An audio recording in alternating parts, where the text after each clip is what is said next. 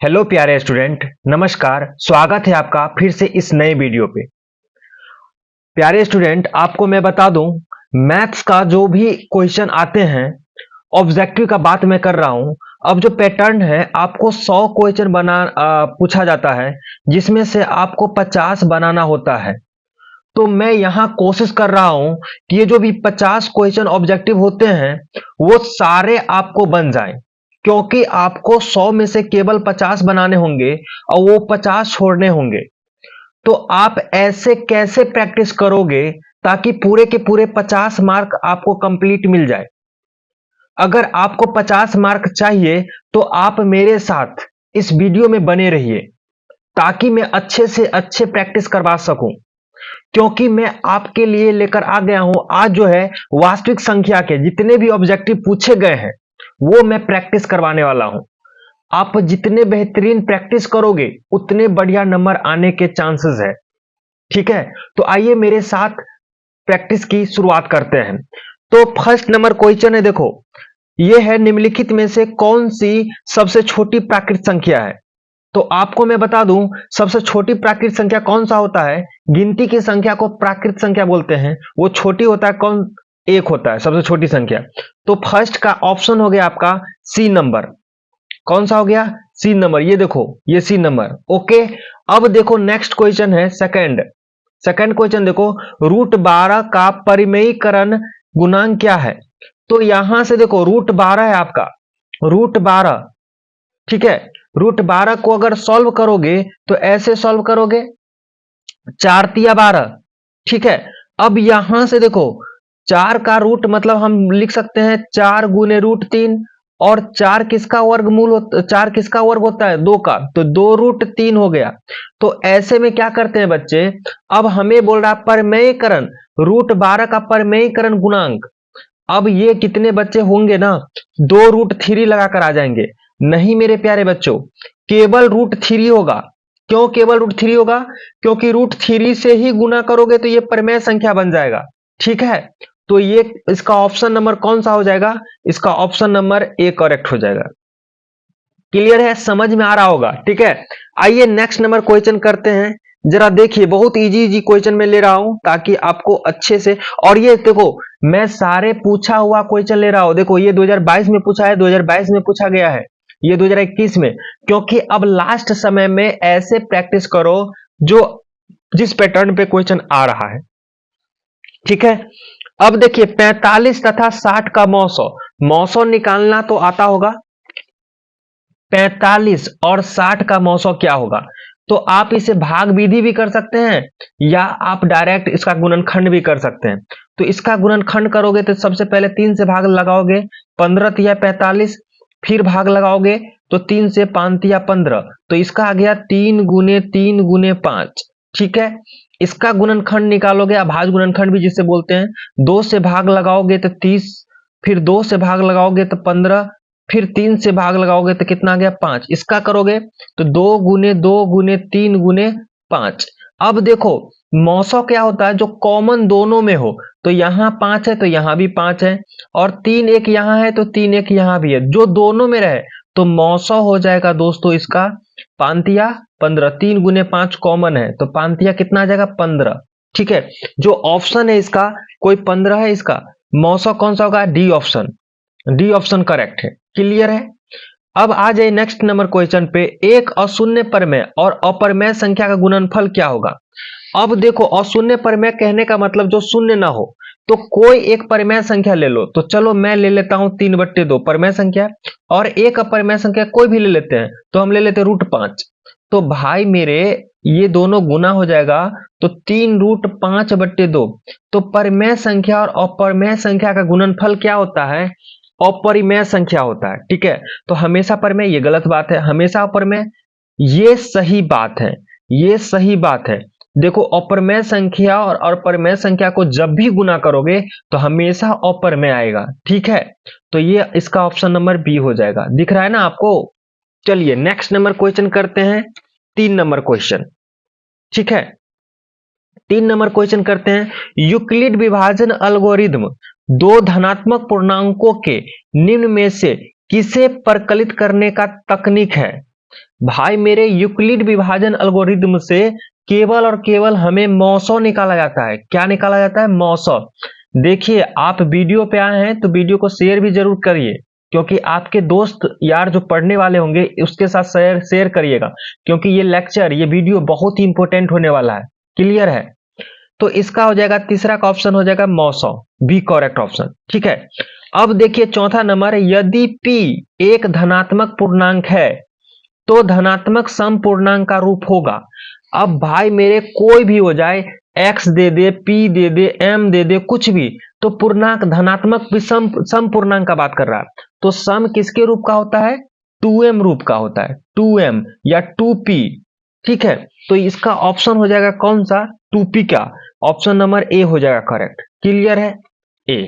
अब next number question देखिए, किसी धनात्मक पूर्णांक q के लिए प्रत्येक धनात्मक विषम पूर्णांक का रूप क्या होगा? तो सम के लिए तो हम समझ गए 2 के साथ गुना रहेगा, विषम के लिए 2p प्लस 1 हो जाएगा या माइनस 1 हो जाएगा। ऐसा रूप का क्या होता है आपका? विषम संख्या का रूप होता है। तो इसमें कौन सा हो जाएगा जरा देखिए तो इसमें 2 से गुना है, ये नहीं है।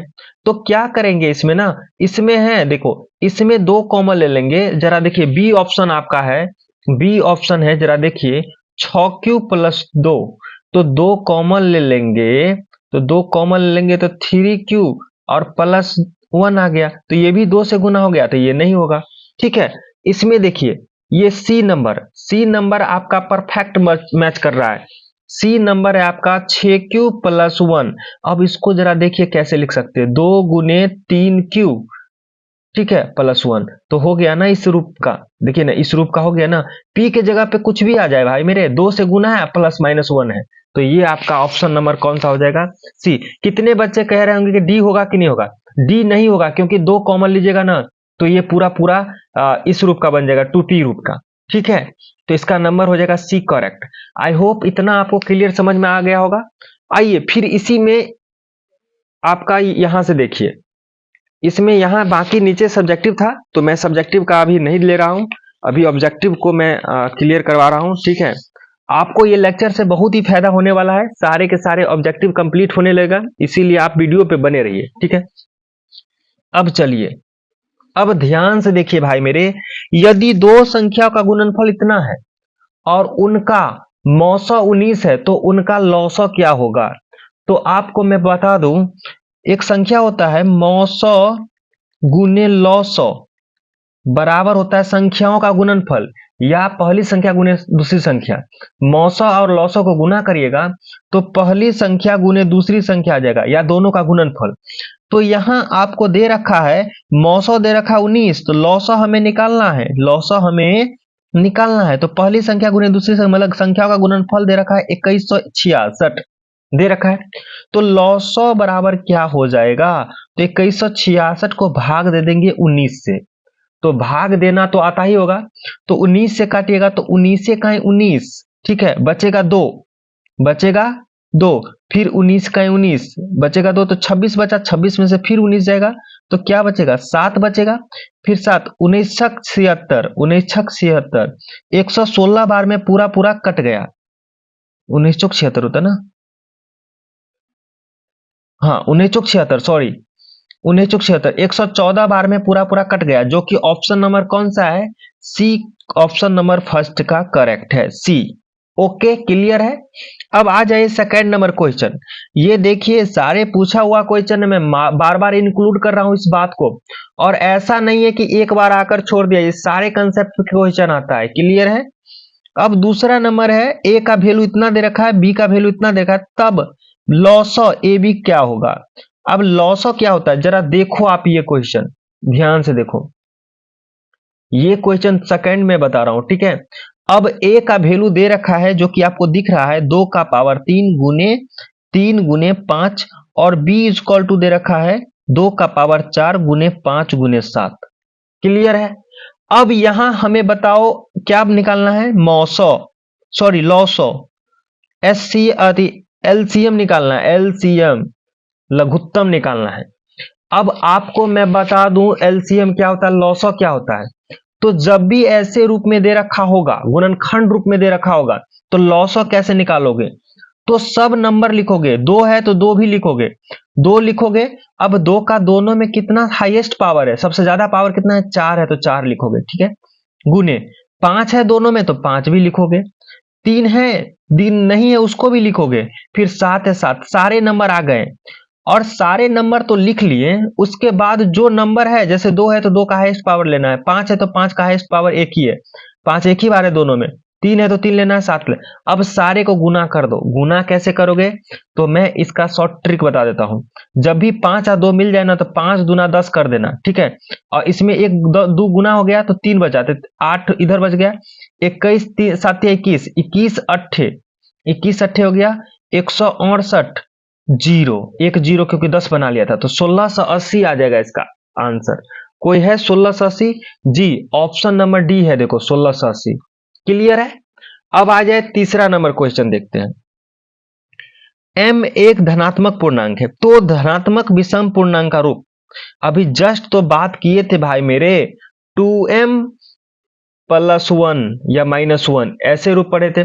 तो देखो ना, इसमें 2 कॉमन आ जाएगा, इसमें भी 2 कॉमन आ जाएगा, लेकिन इसमें 2 कॉमन नहीं आएगा, यही आएगा, बाकी यहां नहीं आएगा। इसका कौन सा नंबर हो जाएगा, सी करेक्ट ऑप्शन हो जाएगा। आइए नेक्स्ट नंबर क्वेश्चन देखते हैं। फोर्थ नंबर, संख्या इतना है, अब ध्यान से देखो, ये दशमलव है, ये कौन सा है, दशमलव वाला। तो ये देखो दशमलव के बाद ये रिपीट नहीं हो रहा है, ना रिपीट हो रहा है ना पूरा पूरा कट रहा है, मतलब आगे चलता जाता है। तो आपको मैं बता दूं, 2-3 टाइप के अंक होते हैं दशमलव वाला। मैं सारे कंसेप्ट क्लियर करते जाऊंगा, आपको वीडियो अच्छा लगे तो वीडियो को लाइक जरूर करें। जब भी दशमलव करोगे, अगर 5 को 2 से भाग दोगे ना, तो ये 2 दूना 4, 5.5 पे जाकर यहाँ शांत हो जाएगा, मतलब पूरा पूरा कट जाएगा। लेकिन वही कैलकुलेटर को 1 को 3 से भाग करोगे तो ये 0.333333 चलता आएगा। तो मतलब एक पूरा पूरा कट जा रहा है, एक कट नहीं रहा लेकिन रिपीट हो रहा है। और एक अगर हम भाग देने लगे, √2 का वैल्यू निकालोगे तो ये ना कटेगा ना रुकेगा।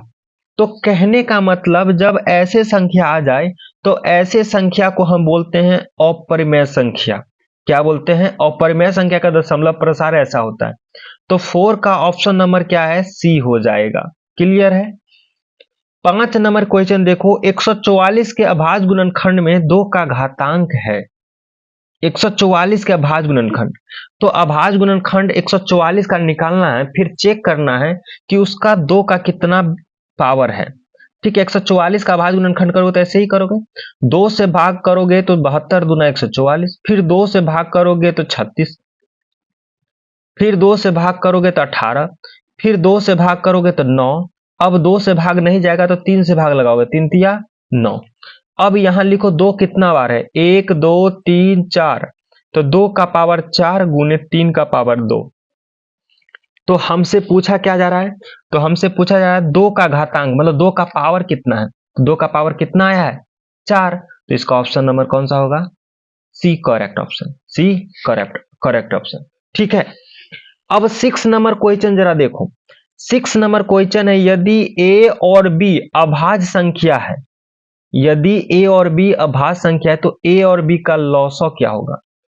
अब अभाज्य संख्या क्या होते हैं, जरा मैं बता दूं। अभाज्य संख्या मैं थोड़ा बता दूं, वैसी संख्या जो केवल स्वयं और एक से कटे, जैसे 2 और 3। तो इस दोनों का एलसीएम निकालोगे तो गुना हो जाएगा, 3 दूना 6, क्योंकि कुछ कॉमन तो आएगा नहीं, तो सीधा सीधा गुना हो जाता है। यही इसका एचसीएफ निकालोगे ना तो इसका एचसीएफ हो जाएगा 1। ठीक है। और एलसीएम मतलब लॉसो निकालोगे तो गुना हो जाएगा।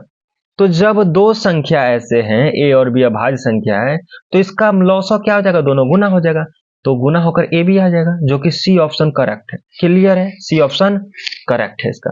7 नंबर क्वेश्चन देखिए जरा, 2 परिमेय संख्याओं के बीच अधिकतम कितनी परिमेय संख्या हो सकता है। तो आप याद रखना, कभी भी 2 अपरिमेय संख्या परिमेय संख्या के बीच हमेशा अनगिनत अपरिमेय, अनंत। तो कौन सा ऑप्शन हो जाएगा, डी। देखिए ये क्वेश्चन कितना बार पूछा गया, 2013 में पूछा गया, 2015 में पूछा गया, 2021 में पूछा गया, समझ रहे हैं ना, इतना इजी क्वेश्चन आता है। अब 8 नंबर क्वेश्चन है, निम्नलिखित में कौन सा अभाज्य संख्या है? बताओ आप कौन सा अभाज्य संख्या है? अभाज्य संख्या वैसी संख्या है जो किसी दूसरे से ना कटे, या तो अपने आप से कटे या तो एक से कटे। तो 15 दूसरे से कट जाता है, 3 से भी कट जाता है। 23 जो होता है 23 जो किसी से नहीं कटता, एक और अपने आप से, तो बी ऑप्शन करेक्ट हो जाएगा। वैसे 12 कट जाता है 2 से, 75 कट जाता है 5 से, ठीक है। अब देखिए 9 नंबर क्वेश्चन आपको दिख रहा होगा, 2, 10, 20 के लौसो और मौसो का अनुपात। तो 2, 10, 20 के लौसो निकालोगे, फिर मौसो निकालोगे, फिर उसका अनुपात निकालोगे। तो देखो यहां देखो 2, 10, 20, ठीक है, इसका लौसो, लौसो कितना आ जाएगा? तो लौसो सिंपल सिंपल निकालने का तरीका है, लौसो सीधा निकाल दो ना, सारे का गुणनफल, सारे का गुणनफल जो कॉमन आने वाला, तो 20 लो, ये 10 मतलब 20 आ जाएगा। अब मौसो निकालोगे तो ये सारे में कॉमन क्या है? तो सारे 2 से कट रहा है, तो दोनों का अनुपात निकालोगे तो हो जाएगा 10/1, 10:1। कोई है?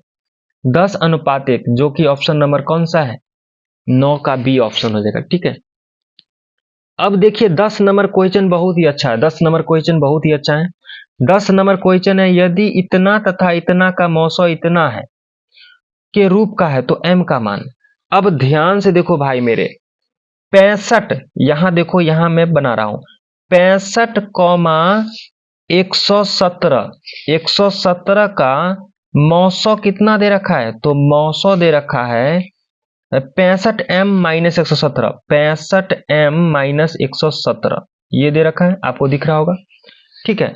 अब हमें ये बताइए, मौसो जब इतना दे रखा है तो पहले मौसो निकाल लेते हैं ना। तो मौसो निकालना तो आपको आता होगा। तो 65 से भाग दोगे 117 में, 2 मरतबे दोगे तो ज्यादा हो जाएगा, तो एक ही बार में लगाओगे, 65 ठीक है। मौसो लगाना तो आता होगा, तो इसमें ऐसे लगाते हैं, तो ये 2 और ये बच गया 5, 52। फिर लगाओगे 65 में इससे भाग, तो फिर 52 का ही 52, तो ये आ जाएगा 3 और ये आ जाएगा 1। फिर 13 चौके 52, जहां पूरा पूरा कट जाता है वही उसका मौसा गया, मतलब मौसा कितना गया? 13। तो यहां हम लिख सकते हैं मौसा कितना है? 13। 13 इक्वल टू 65m-117। तो इसको इस साइड करोगे तो हम लिख सकते हैं 65m इक्वल टू, ये इस साइड जाएगा तो 3 20 मतलब 130 आने वाला है, ठीक है। अब 65 दूना ही 130 आता है, मतलब m का वैल्यू कितना आ गया? 2, करेक्ट। m का वैल्यू 2, तो हमें m का ही वैल्यू तो पूछा जा रहा है, तो m का वैल्यू कौन सा आ जाएगा? 2 आ जाएगा। ऑप्शन नंबर कौन सा है? बी। तो आज के वीडियो में हम इतना ही रखते हैं। आप सबसे पहले ये बताइए कि वीडियो कैसा लग रहा है, और आपके एग्जाम के लिए बहुत ही जरूरी है, प्रैक्टिस कर लो सारे में, मतलब एक्सप्लेनेशन के साथ प्रैक्टिस करवा रहा हूं, ठीक है। और वीडियो अच्छा लग रहा है तो आप कमेंट भी करें, ताकि मेरा और भी हौसला बढ़े आपके लिए काम करने के लिए। फिर मिलते हैं किसी नेक्स्ट वीडियो में, तब तक के लिए बाय बाय एंड जय हिंद।